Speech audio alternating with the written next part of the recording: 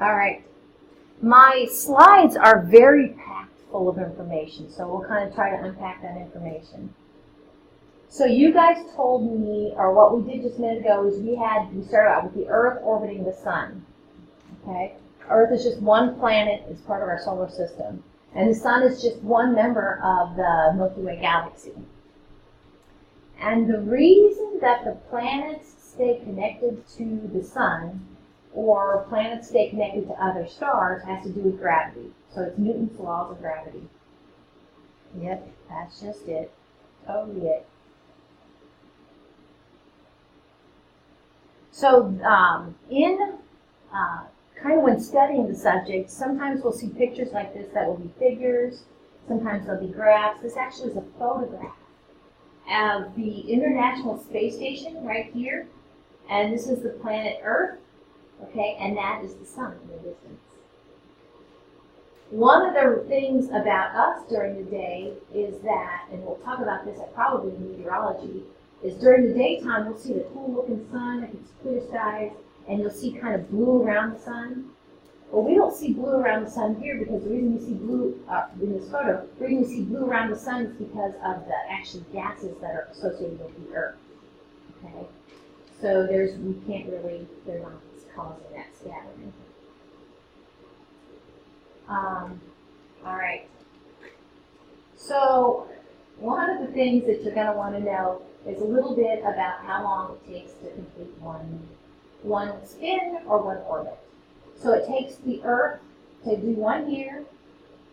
1 year, one circuit around the sun is 365.25 days.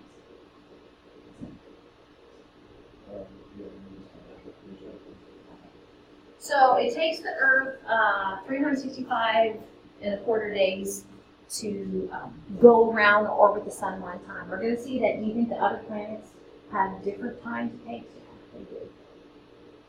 One orbit. We call that one orbit. What did I?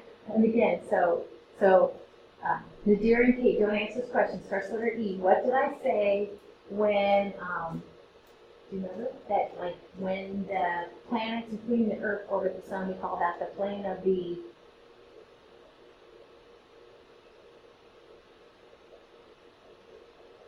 ecliptic. So it's a favorite test question. So the plane of the ecliptic is like a frisbee, like a record, like a CD. Okay. So this would actually kind of be showing you that plane of the ecliptic. Now, this is just showing the planet Earth. Of course, you guys did correctly, by the way. Mercury, Venus, Earth, Mars, Jupiter, Saturn, Uranus, and Neptune, and we're all kind of on that same plane, plus or minus. It's the plane of the ecliptic. I have a couple of videos for you. One of the things that I am fascinated with, and maybe you are too, is if we make this the sun, I don't know about fascinated, but it's just kind of neat to think that the reason we experience day and night, of course, is because the Earth is spinning on its axis of rotation. So up here, you guys told me, is it clockwise or counterclockwise? Counter. It's all about counter. And I try to get it right, but I don't always get it right. So as we are looking down at the North Pole, counterclockwise would be this way. So if that's the sun, then one of the things we can do with this model maybe is to go ahead and make this like the partition between day and night. Okay? So as the Earth, let's see, where are we? North America. So, this way. No, I went clockwise. Dang it. Okay. So if this is daytime, this is nighttime. Let's find North America. Who gets the sun first? East Coast, West Coast? East Coast. Yep. So can you see where, as we're kind of spinning this, East Coast is coming out of nighttime, going into daytime. Okay. It swings around here, day, and then East Coast, the sun sets first. Okay, it's all about counterclockwise. Night, night, night, night, night, night, day, day, day, day, day, day, day. So I have this little video to kind of just talk about the daytime.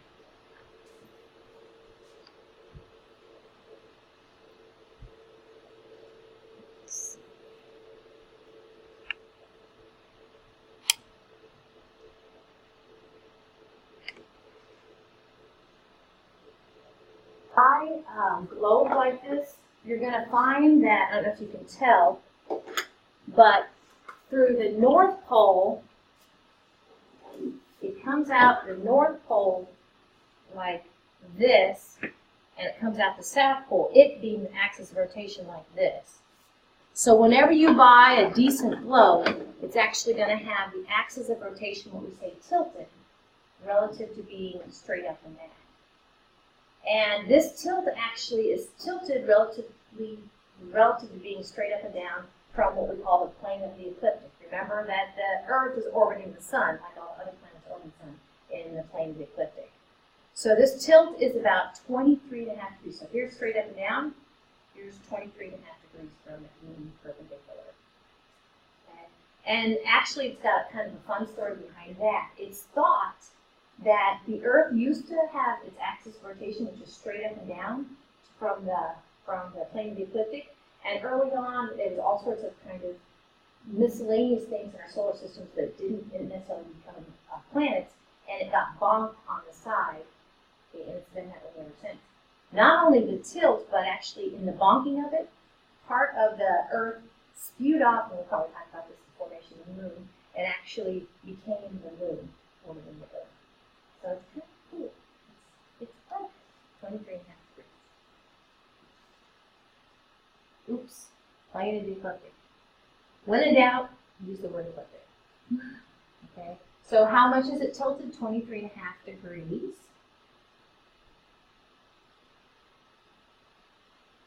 Yep, and this is what I said early on. Our sun has been a full-fledged sun or a full-fledged star for about 4.6 billion years, with a billion with a B. Our universe has been, as it is, expanding for about 13 or 14 billion years. And so we kind of put things in perspective. Now this is one for you. So let's see, where are we at? North would be. That seem more to you? I think so. Okay. That's right.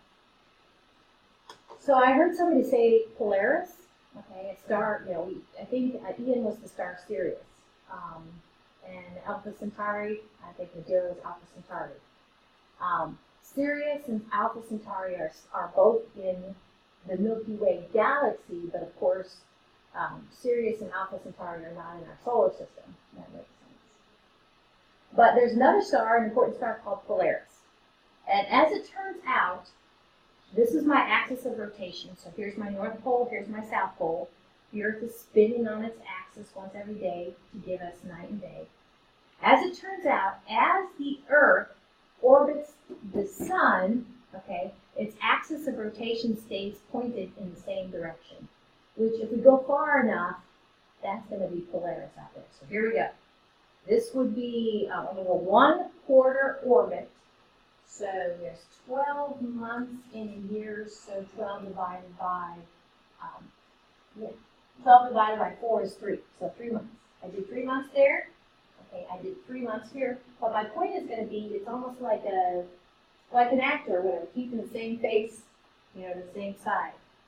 And it goes here, and it goes here.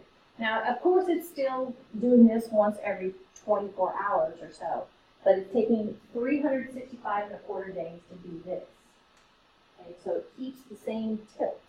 So you're going to see some slides just like that. So you can kind of see here where, oh, that's kind of handy. Look, it's tilting to the,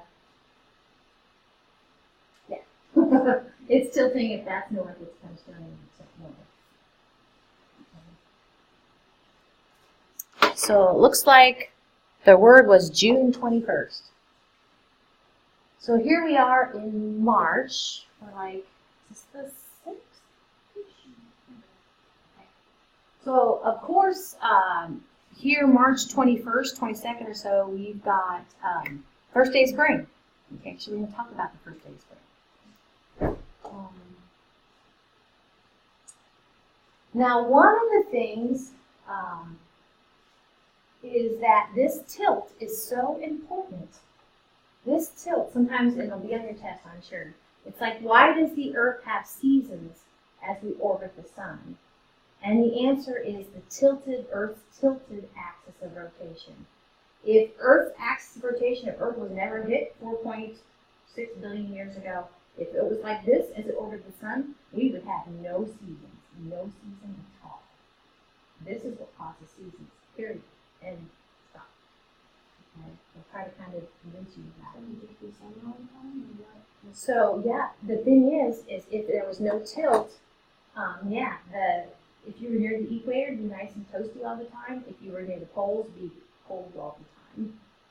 Because as it is, the tilt, I don't know if you've heard of this, but, and I'll go ahead and go to this tilt, which is where the summer solstice, if you are up here, like in Alaska, or whatever, like north of what we call the Arctic Circle, as the Earth spins, you don't have any nighttime.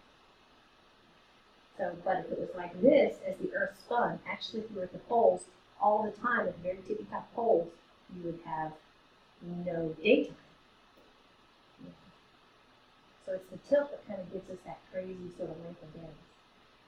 Right now, since we've passed the winter solstice, but it's December 21st or so, our days are getting longer and longer and longer. And like I said, if you were up north of this ring, like 66.3 degrees north, then the sun would never set near the summer solstice. So summer solstice, June. Summer solstice, June 21st. We've got these mile markers that are 3 months apart. So if you ever kind of get lost, just pick your month and go 3 months. So June, July, August, September, right? September we're going to have our another thing, and that's going to be the first day of fall. And I tell students, if you go 21st, 22nd, 23rd, I can never remember which day it is.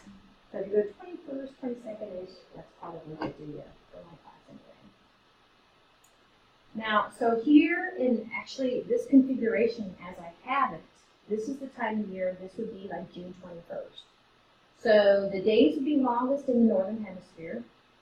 The sun's rays will be most direct, and I have an animation to kind of prove that to you, hopefully. Now, the deal is, though, is if this is the equator, so this is the northern hemisphere, and this is the southern hemisphere. So we'll make this this is called the Arctic, and like the antithesis, this is called the Antarctic. So Antarctic down here, Arctic up here. So if you're at the Antarctic, and if the Earth is rotating, which it does once every 24 hours, you're not going to have any daylight if that's the sun, June 21st.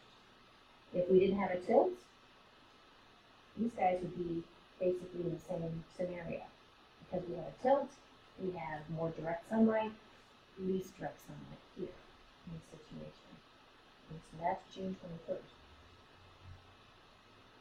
My point is, and this just always, I don't know if we've talked about this in this room yet or not, I'm trying to get my classes mixed up, but is this not crazy where, like, well, what's really crazy is Christmas time. So, of course, they have winter here, as we have summer, okay? And I'll just go ahead and kind of finish that thought. This would actually be, am I going to turn it on? Yeah. Okay, this would be actually spring. Wait. No. What do we have after summer? I love fall too. So this is fall. Final answer. Okay, and this is winter. Okay, and this is spring. So what I started to say is, do you see how this works? This is about December 21st or so. Okay, this is what we call not the summer, but the winter solstice. And so Christmas time, December 21st. And I don't know how Santa Claus gets around, because he doesn't got no snow in the southern hemisphere, okay? Because around December 21st, it's like summertime for them. Summertime, okay? Towards the sun, away from the sun. I just think that's funny. I mentioned I got it wrong, but I fixed it. Okay, so this is fall, okay, and this is spring. And the thing that they have in common, I'm going to kind of jump over the sun here. The thing that they have in common is actually the tilt, like I say in my slides, the tilt of it's always tilted towards Polaris, the northern part of our axis of rotation, but it's not tilted towards or away from the sun. And as this works out, we call these equinoxes, the spring equinox and the fall equinox, and they actually have the same number of hours of daylight and night on all parts of the world. I'm sorry, such a small class. But no, that's okay, because like I usually tell people, like, if you have it, because it's important, I really believe it. And so if it is, then probably just take it outside, like a phone call. Like if you get a text, it's like a phone call. I mean, I'm fine with it, because you paid to take the class. You hopefully get the credit. So, all right. So I mentioned 3 months. You go 3 months, 3 months, 3 months, 3 months. So from June, if you count 3 months, and what? That's not right. June, July, August, September. Yep, you get to September. Okay.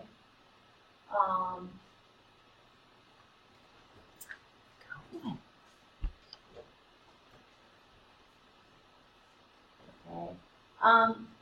Now, when it says vernal, if you want to cross that out and put spring, you sure can, because I always get confused what vernal means. What do you think, Bird? So I usually call it the spring equinox instead. Can't find my. Yep. Oh, there it is. So we have 2 equinoxes and 2 solstices. Vernal, spring. We can do that. Just easier to remember, I think. All right. Yep, the number of daylight hours at all latitudes. Now, actually, we're going to be talking about latitudes. Latitudes, as it turns out, are, again, I feel like this is deja vu. I feel like we've talked about this. But latitudes are kind of how close you are to the equator. Of course, this is the equator. This is 0 latitude. And we are in the northern hemisphere. We're about 40, 42 degrees latitude. If we go all the way up to the poles, we're at 90 degrees. Okay? And actually, if we go this way, we're going to the southern hemisphere, so this is like 40 degrees south latitude, and this would be 90 degrees south latitude.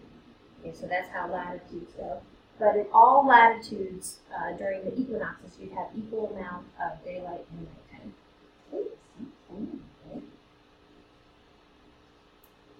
So December 21st, I was over here.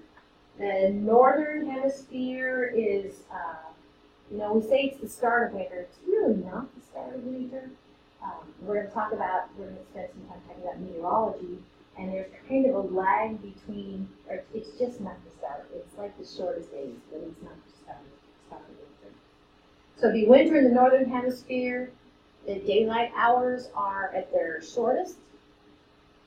It's fun to get your telescopes out, but kind of chilly. The sun's rays are least direct, and the summer solstice would be the summer solstice in the southern hemisphere, the winter solstice in the northern hemisphere. So, then you got to think about things like calendars. On calendars they'll say first day of spring, March 21st. Well, it depends on what hemisphere you're in. Okay, so it's all about us, isn't it? All right. So lines of latitude. The equator is 0 latitude. The poles are 90 latitude. Oh my goodness. This should be an S next to this. Sorry. North Pole is 90 degrees north latitude. The South Pole is 90 degrees south latitude.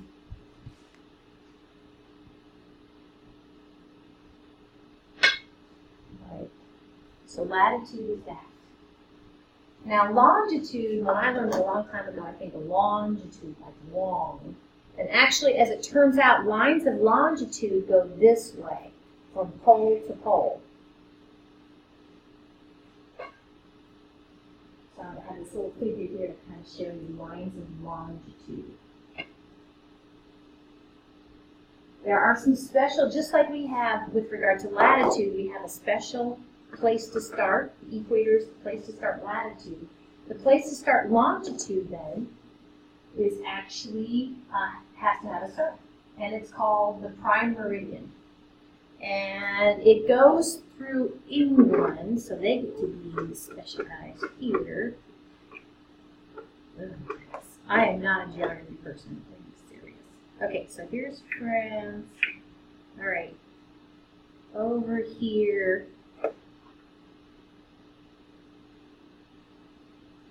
Yeah, it must be right there. Because I have 30 east and 30 west. This one right here is the prime meridian. Doesn't look very special. Oh, there it goes. Right there. Prime meridian. And it's not a high quality globe. So then what the prime meridian does then, after that, is you start taking slices going east or west of the prime meridian. So there's pretty much. And they meet at, dun dun dun, I've never been there, it's on my bucket list, a place called the International Date Line, where if you step this way, you're in one day, if you step another place, you're in another day. So it looks something like this. Okay, so prime meridian, yeah, I guess it does say 0 up there. 0 longitude. You go this way, you're going west. If you go this way, you're going east. And they meet, and actually this one, it does look a little more. You can see that. They meet behind at what's called International Date Line, that little jag thing. So that's just opposite the prime meridian. And a half of a circle a whole circle is 360 degrees, so a half of a circle, which is what you end up making to kind of meet behind the prime meridian, is 180 degrees. That just kind of would confuse me living in that vicinity. I think also living there, we're going to talk about time zones here, which is quite appropriate because we go off daylight savings time, okay, on Sunday or Saturday night. So I think living on a different time zone would also be very confusing. So with regard to time zones, we said that because of the Earth spinning counterclockwise, our east side gets the sun first, okay, and then as the Earth spins, the sun will appear to be noon here, noon there, noon here, etc. So we have these actually 4 time zones. Anybody here ever lived in a different time zone? Which time zone? I was born in Philadelphia, but I was raised in Colorado. Oh, so you have like 2 different time zones, or 2 other ones. So you can kind of see a jag, but if we were to go just split willy-nilly, it would be every 15 degrees longitude. And the reason for that is, so every 15 degrees longitude. If you take 15 times 24, okay, you'll get 360 degrees. I didn't prove it to myself, but that's not how that works. So if we went every 15 degrees, the sun rising, okay, an hour later, that's how that would work. Then you get talking to friends about things like Indiana.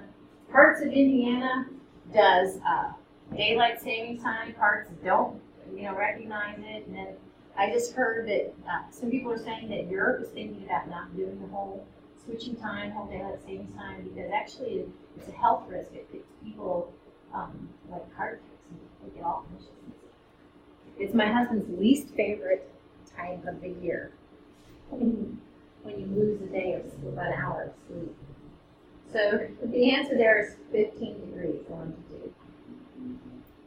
Where's my videos?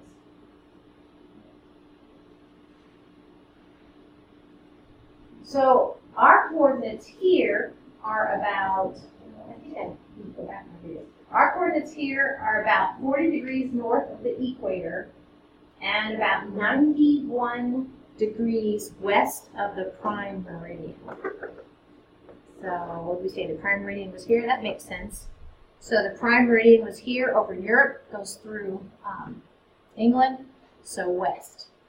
I'll buy that. I guess, yeah, over here.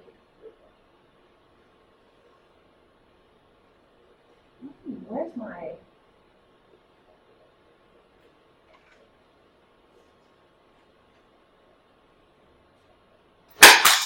That wasn't it either.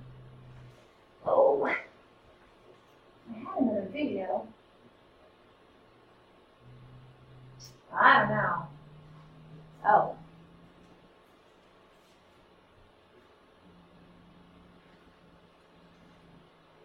Oh, I guess it's coming up. Okay, so we'll finish with this one last slide and we'll call it a day.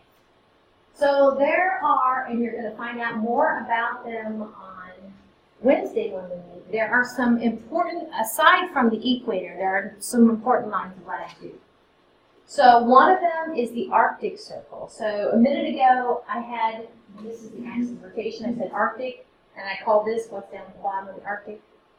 Antarctic, yep. So we have the Arctic Circle and the Antarctic Circle.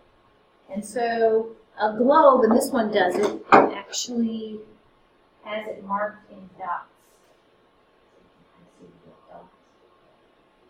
There's that line, that's the Arctic Circle. And here's the Antarctic Circle. So guess what continent is in the middle of the Antarctic Circle? Antarctica. Yep.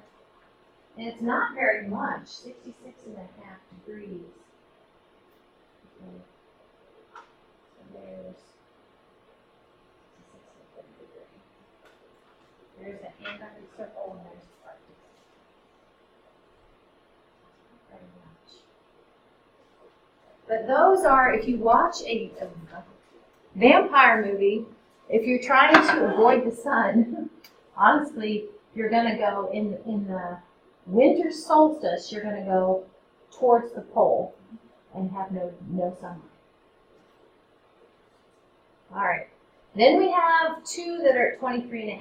So we have 23.5 north, Tropic of Cancer, 23.5 degrees south, Tropic of Capricorn. And I always remember the difference between Tropic of Cancer and Tropic of Capricorn because I think you get corns on your feet. So Tropic of Capricorn is in the southern hemisphere. And they would also be dotted lines on my globe. So here's the equator, of course, this kind of silver line. Then we have a dotted line here, Tropic of Cancer, dotted line down here, Tropic of Capricorn. And those actually have some significance. And the other one is the equator at 0 degrees. So we'll stop there, and my videos are on the next slide, so that all works. We'll talk a little more about seasons and these special lines then on Wednesday.